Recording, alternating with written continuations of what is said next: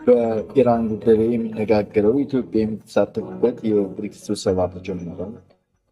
ኩባ ሙሉ በሙሉ ነዳጅ እንዳለቀባት ተገለጸ። በኢስራኤል እና ሊባኖስ የተኩስ አቁም መክሸፍ መሃል የቀጠለው የሂዝቦላ ድጋፍ ቻይናና አሜሪካ አጋር እንጂ ጠላት እንዳይሆኑ ሺ ጂንፒንግ ጠየቁ። አሜሪካ በኢትዮጵያ ላይ ጥለው የነበረውን የጦር መሳሪያ ማዕቀብ አነሳች። ዜናዎችን በዝርዝር እናሰማለን። ሰላም ስትልን እንደማላችሁ። በኢራን የሚካሄደው ጦርነት ዋነኛ አጀንዳ ይሆንበታል በተባለው የብሪክስ አባል ሀገራት ስብሰባ ላይ ከኢትዮጵያ የውጭ ጉዳይ ሚኒስትር ጌዲዮን ጢሞቴዎስ ዶክተር ተሳታፊ እንደሆኑ ተገለጸ። የውጭ ጉዳይ ሚኒስትሩ በማህበራዊ ድረገጽ ባወጣው መግለጫ ዶክተር ጌዲዮን ሁለቱም ሀገራት ተጠቃሚ የሚያደርግ ዓለም አቀፍ ስራ ለመገንባት ትብብር እንደሚያስፈልግ ተናግረዋል። በኢስራኤል እና ሊባኖስ የተኩስ አቁም መክሸፍ መሃል የቀጠለው የሂዝቦላ ድጋፍ ባለፈው ቅዳሜ ምሳ ሰዓት ላይ ያለምንም ማስገደጃ የተፈጸመው የእስራኤል የአየር ጥቃት በደቡብ ሊባኖስ ከጦርነት የተፈናቀሉ ቤተሰቦች የተጠለሉበትን ህንፃ አውድሟል። ባለፈው ወር የተደረሰው የተኩስ አቁም ስምምነት በእስራኤል እና በሊባኖስ የሺዓ ሙስሊም ታጣቂ ቡድን በሆነው ሂዝቦላ መካከል ያለውን ግጭት ማቆም አልቻለም።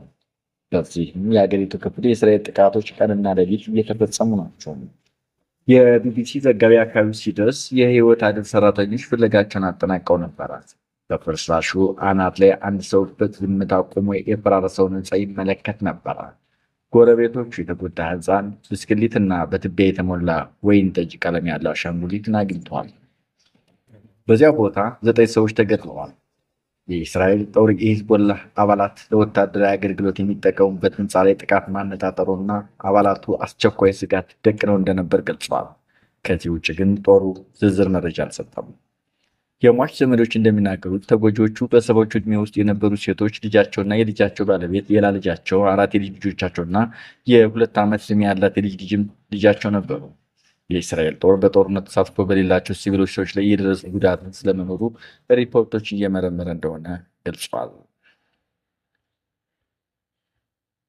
ኩባ ሙሉ በሙሉ ነዳጅ እንዳለቀባት ተገለጸ። ኩባ ሙሉ በሙሉ ነዳጅና ናፍጣ እንደጨረሰች የኤነርጂ ሚኒስትሩ ቪስኔቴ ደኦላ ኦቢ ተናገሩ። ከሀገሪቱ ብሔራዊ ቴሌቪዥን ጣቢያ ጋር ባደረጉት ቆይታ እንደተናገሩት በጣም ውስብስብ የጋዝ ክምችት ብቻ ቀርቷል። አሜሪካ የጣለችው ማዕቀብ ተከትሎ የኩባ የኃይል አቅርቦት አደጋ ተጋርጦበታል ተብሏል።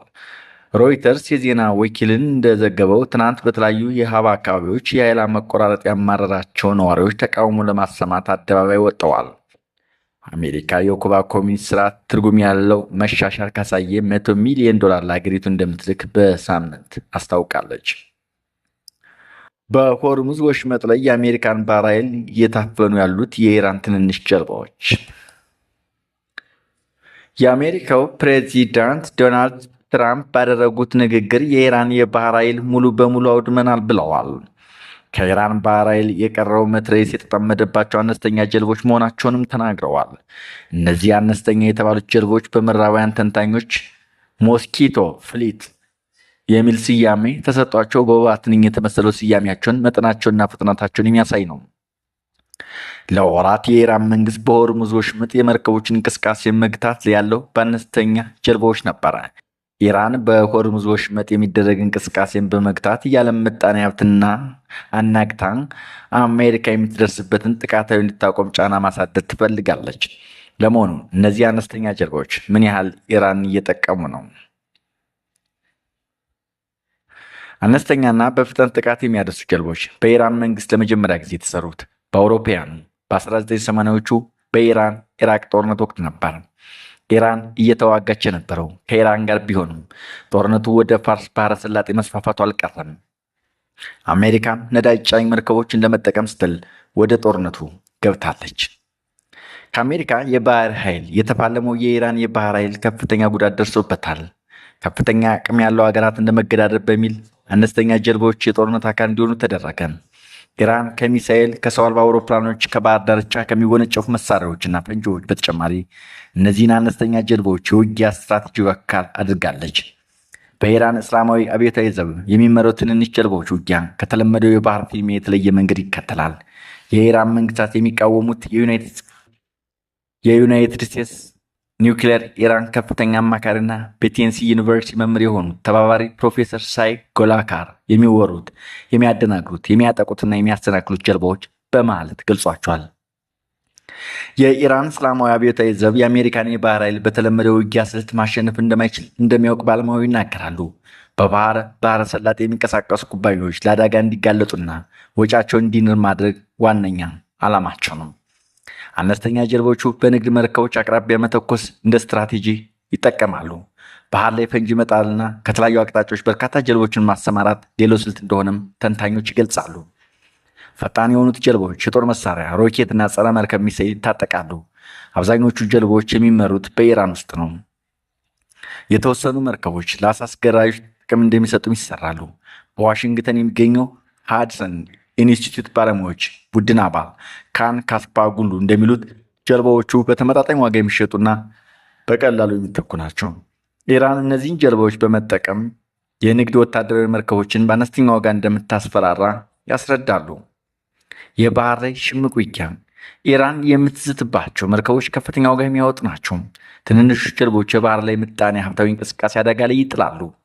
የኢራን ግብ አሜሪካ ላይ ጫና በማድረስ ለወደፊት ጥቃቶች እንዳይሰነዘሩባት ማድረግ ነው። እነዚህ ጀልባዎች ከውሃ በታች ዝቅ ብለው ይቆያሉ። በቅርብ እስከሚታዩ ድረስ መኖራቸው ማወቅ ያዳግታል። ጀልባዎቹ በቅርበት ለመከታተል ሰው አልባ አውሮፕላኖች እና ሄሊኮፕተሮች መጠቀም ያስፈልጋል። እነዚህ ጀልባዎች ትክክለኛ ቁጥራቸው አይታወቅም፣ ምክንያቱም አብዛኞቹ በኢራን ደቡባዊ ባህር ዳርቻ በሚገኝ በዋሻ ውስጥ አሊያም ከምድር በታች በተገነቡ ክፍሎች ተደብቀው እንዲቆዩ ይደረጋል። ተንታኞች እንደሚሉት ከሆነ ኢራን ከ500 እስከ 1000 የሚደርሱ ትንሽ ጀልባዎች ሊኖራት ይችላሉ። የባህር ላይ የጦር ልምምድ ሲደረግ ጀልባዎቹ ጥቅም ላይ ይውላሉ። ተንታኞቹ የኢራን የጦርነት ስልት የባህር ላይ ሽምቅ ውጊያ በማለት ይገልጻሉ። የአሜሪካ የባህር ኃይል የኢራን ጀልባዎች በእይታ ውስጥ ከሆኑ መምታት እንደሚችል አቅም አለው። ስለዚህም እስላማዊ አብዮታዊ ዘብ ጀልባዎችን ለመደበቅ ይሞክራል። የሃድሰን ኢንስቲትዩት ባለሙያው ካን ካፓስትሉ እንደሚሉት እነዚህ ጀልባዎች ቀጥተኛ ውጊያ ውስጥ እንዲገቡ አያደርግም። የኢራን እስላማዊ አብዮታዊ ዘበኛ ቀጥተኛ ውጊያ ላለማድረግ ይሞክራሉ። ጥቃት አድርሰው በፍጥነት መሸሽን እንደ ስልት ይጠቀማል። በተጨማሪም መውረር፣ ፈንጂ መጣል፣ በሰው አልባ አውሮፕላን መምታት፣ ሚሳኤል መጠቀምና አነስተኛ ጀልባ ማሰማራት ይገኙበታል። አነስተኛ ጀልባዎች የአሜሪካን የንግድ እንቅስቃሴ ላይ ኪሳራ ያስከትላሉ ይላሉ። ኢራን ጀልባዎቿን በፍጥነትና በአነስተኛ ወጪ ትተካለች። ከዚህ በተቃራኒ አሜሪካና አገሮቿ የባህር ላይ የንግድ እንቅስቃሴን ለማስቀጠል ውድ መርከቦችን ወይም አውሮፕላኖችን በማሰማራት ጥበቃ ማድረግ ግድ ይላቸዋል። ኢራን መርከቦች ላይ ጥቃት ባትፈጽም እንኳን መርከቦቿ ጥቃት ሊደርስባቸው ይችላል የሚለው ስጋት የኢንሹራንስ ዋጋ እንዲጨምር ያስገድዳል። ኩባንያዎች መርከባቸውን በዚያ መስመር እንዳያልፉም ጫና ያሳድራል። በባህር ላይ እንቅስቃሴ ወቅት ጥቃት ሊፈጸም ይችላል የሚለው ስጋት የመርከቦችን ዝውውርና ፍጥነት ይቀንሳል። የሆርሙዝ ወሽመጥን የሚከተለው ድረገጽ እንደሚለው አሁን ላይ በአንድ ቀን ውስጥ ወደ 10 የሚጠጉ መርከቦች ብቻ በባህሩ ላይ ይታያሉ። ከዚህ ቀደም በአንድ ቀን ውስጥ ከ60 መርከቦች የሚሳተፉበት የባህር መስመር ነበር።